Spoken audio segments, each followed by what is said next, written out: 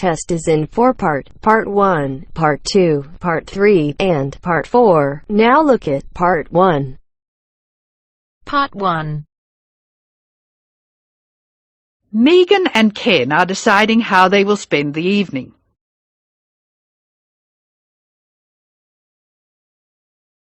You have some time to look at questions 1 to 7 now.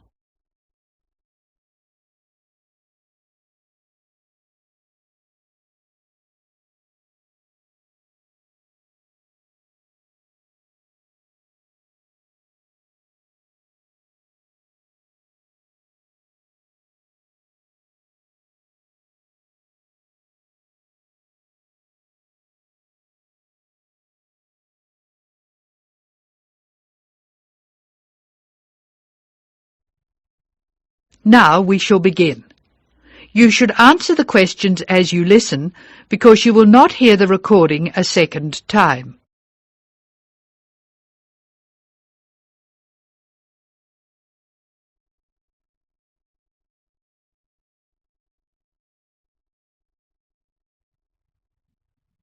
Now listen carefully and answer questions 1 to 7.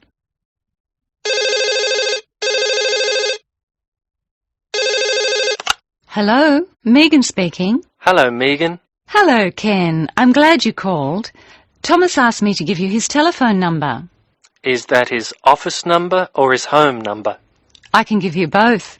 His new home number is 9452 3456. Would you like his office number? I think I have it. Does 97314322 sound right? That's it. But the home number is 9452 3456. He moved in last week. Good. I've got that. Now, what would you like to do? Well, I'd like to go dancing, but Jane's hurt her ankle, so she'd rather not. That's a pity. I guess it means she doesn't want to play tennis either. That's right. She says it's okay to go bowling if we don't expect her to do well. Okay, let's do it. I guess we can go dancing some other time. Well, I booked us some time at the bowling alley of Entertainment City. Do you know it? Is it on Smith Street? Down near the university? That's right. It's on the corner of Smith Street and Bridge Road. What time did you book for? The first booking I could get was 8 o'clock. Okay, it's 7 now. What do you want to do first? Well, I think we should leave now. We can meet at the bowling alley. I can't be that quick. I have to call Thomas to start with, and I need to get changed. Okay, I think I'll leave in 10 minutes and meet you in there. That makes sense. I'll take my car, so I'll be quite quick. I'll be out of here in half an hour. Okay. You're so lucky to have a car. You can get around so easily. Well, yes and no. I often spend ages driving around trying to find a park. The traffic can be very bad. Well, that won't be a problem for me, because I'll take the bus. It goes right past my door, and I'll have plenty of time. Sounds good. Who else is coming? I think nearly everyone from the afternoon class will be there. Which class? The big maths class or the afternoon tutorial? The maths class. What's more, we get a concession for large numbers. That's good. I'm trying to keep my expenses down this month. So am I. I expect tonight will cost about $20. You must be good with money. I expect it to come to, nearly $40. So how are you going to manage that? Well, the bus is cheap, and if I come home early, I won't have time to spend too much. In any case, I have to be up early tomorrow morning, so I'd really better try to get home by about 11. That reminds me, I have to phone the taxi company for my mother. Goodbye, Megan. I'll see you later. Goodbye, Ken. Ken calls the taxi company.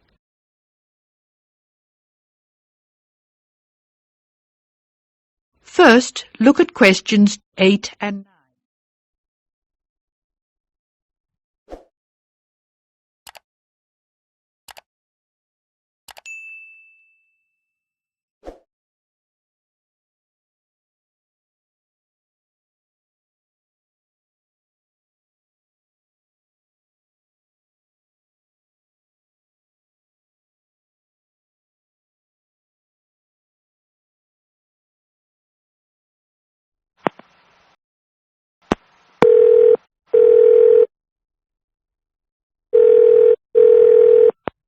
Thank you for calling Acme Cabs. Please follow the instructions on the tape. If you wish to order a cab now, press 1. If you have placed an order previously, press 2. If you wish to make an advance order, press 3. Please be ready to tell us your street number and name. If you wish to speak to the radio room supervisor, press 4. If you want to inquire about lost property, press 5. If you want to order a taxi equipped to carry wheelchairs, press 6. Your call is very important.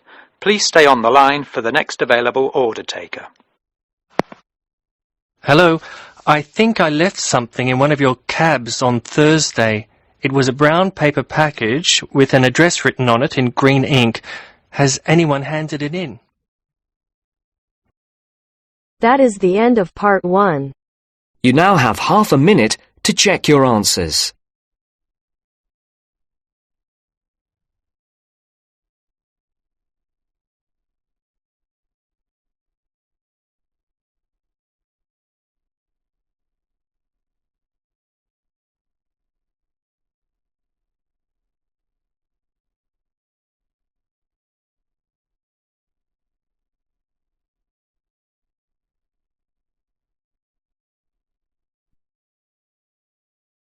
Now turns to part 2. Part 2. You will hear part of a lecture about trumpets. First, you have some time to look at questions 11 to 15.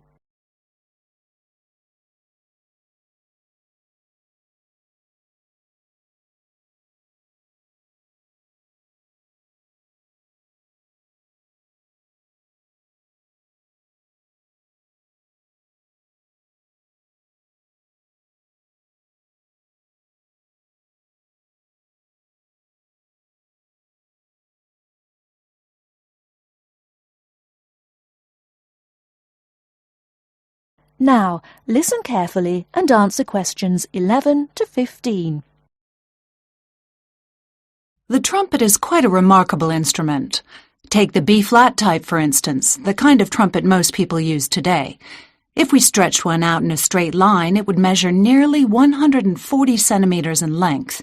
What we see in the diagram, then, is a very long brass tube wrapped around itself in order to save space.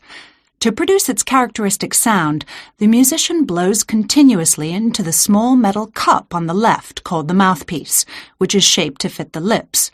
The air travels along the lead pipe and round the tuning slide, which can be moved in or out to change the instrument's pitch.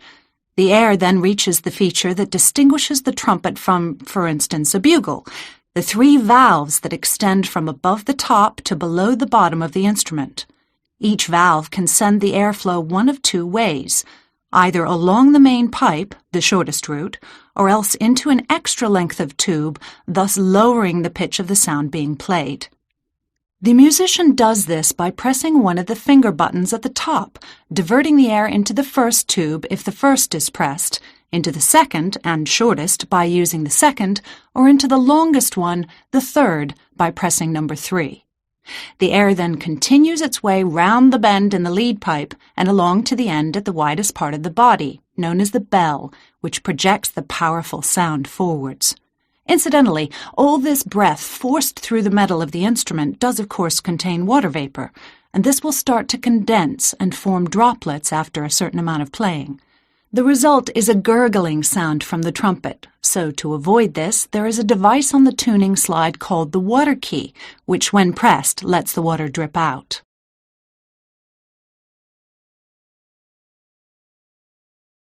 Before you hear the rest of the talk, you have some time to look at questions 16 to 20.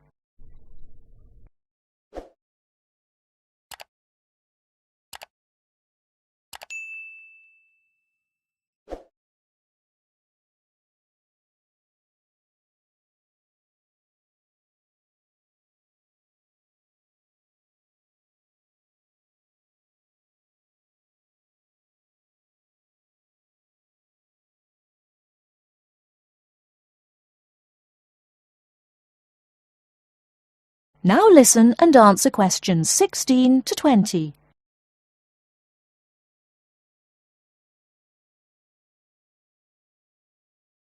The trumpet in one form or another has been around for a long time. The earliest type we have actual proof of was a short, straight instrument used with marching soldiers by the ancient Egyptians' 18th dynasty, which makes it 3,500 years old, although other cultures in China and Peru certainly had something similar very early on. This use of the trumpet in military contexts, as well as at ceremonial occasions, was to continue through the times of the ancient Greeks and Romans, but it wasn't until the 17th century that it became a genuinely popular instrument, at least in the West. At the beginning of the 18th century, it was finally accepted as part of the typical orchestra, and the addition of valves in the 19th century, making it much more versatile, consolidated its position as a major orchestral instrument. Nowadays, the sound of the trumpet, which is of course both loud and clear, means that for many pieces it is used to lead the brass section of the orchestra. This sound and its versatility have helped extend its use to other forms of music, such as jazz and pop, but there is another very practical reason for its widespread popularity. In comparison with many others, such as the tuba, the cello, or even the trombone, it is a fairly small instrument that can easily be transported and played just about anywhere. The downside of all this popularity, though, is that as everyone wants to be a trumpeter, it can be difficult for the young musician looking for work to find a vacancy. As a result, it's often the case that quite a few of the French horn players in a modern orchestra actually began their musical careers as trumpet players.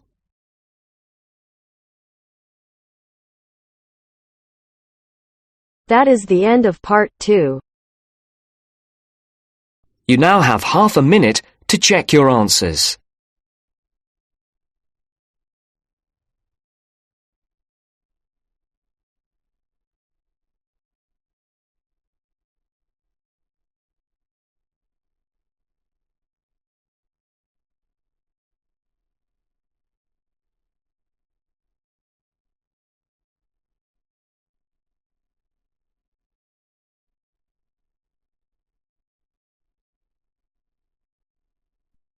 Now turns to part 3. Part 3. You are going to hear a talk given by an international student. First, you have some time to look at questions 21 to 26.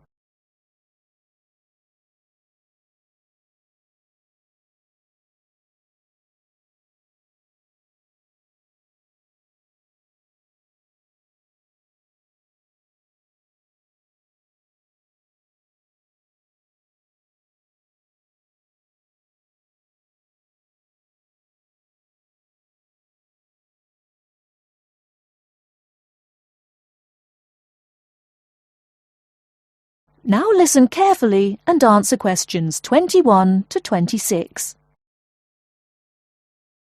As an international student coming from Sierra Leone, it gives me great honor to give these opening remarks and welcome you all to Ashesi University, where excellence is the code. I believe I speak on behalf of my fellow colleagues when I say we feel that we are the most fortunate and privileged university students in Ghana. You may ask, what is the basis of such a conclusion? And I will simply say to you, in which other tertiary institution in Ghana do you find the same level of IT infrastructure and facilities available to students? Where also do you find such a low ratio of students to lecturers and computers? In which other educational institution do you find 55% of students on some sort of financial aid, who in addition enjoy services and benefits such as job placement after graduation, on-campus employment that pays above the minimum wage, a supply of textbooks, and access to online databases? Ladies and gentlemen, there is no other institution of higher education in Ghana today that matches the learning environment and the quality of instruction at Ashesi. I could continue listing reasons why we students feel this way, but I only have 5 minutes for this speech. Believe me, I could go on for hours. At Ashesi, everyone is considered a leader and is treated special. Ashesi equips us with the necessary determination, strength, and belief in ourselves to be able to achieve our goals. We are being taught to think outside the box and to question and challenge our assumptions about the world we live in. This, ladies and gentlemen, is one of the benefits of a liberal arts education, which seeks to broaden our intellectual capacity. Before you hear the rest of the talk, you have some time to look at questions 27 to 30.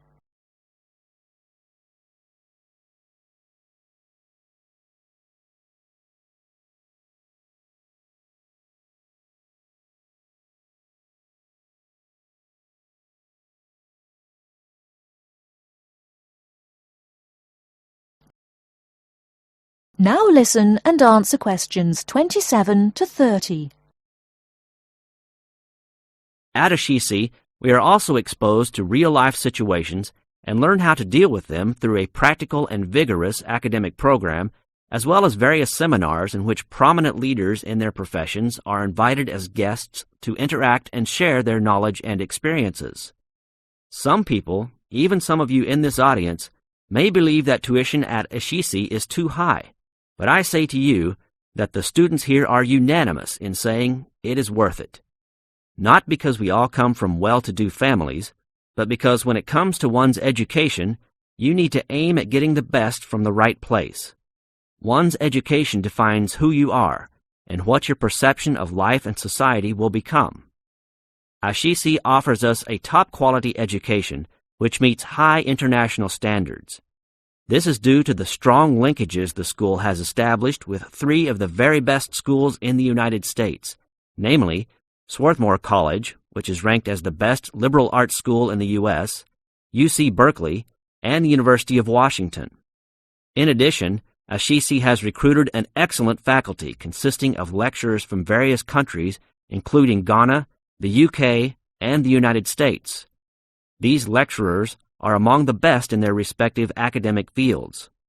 I believe this is the school's greatest asset, a strong and knowledgeable team dedicated to achieving successful results from their students and who also love their job. I would like to end with a personal message. My fellow students, because we are among the most privileged in our society, we should take responsibility for our own destinies, make our parents proud, and create a legacy for those that follow us and Africa as a whole. We must give back to our society after completing school and achieving our goals in life, which I believe we all can if we properly utilize our time and take advantage of all that is offered here at Ashesi.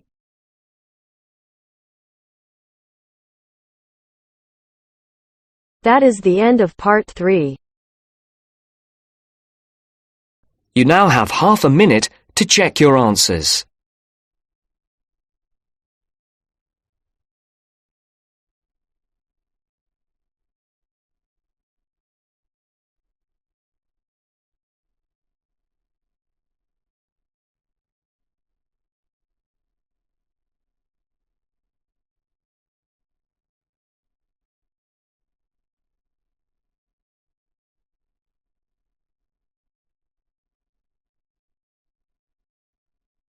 Now turns to part 4. Part 4. We're going to hear a talk on wild rice. First, you have some time to look at questions 31 to 40.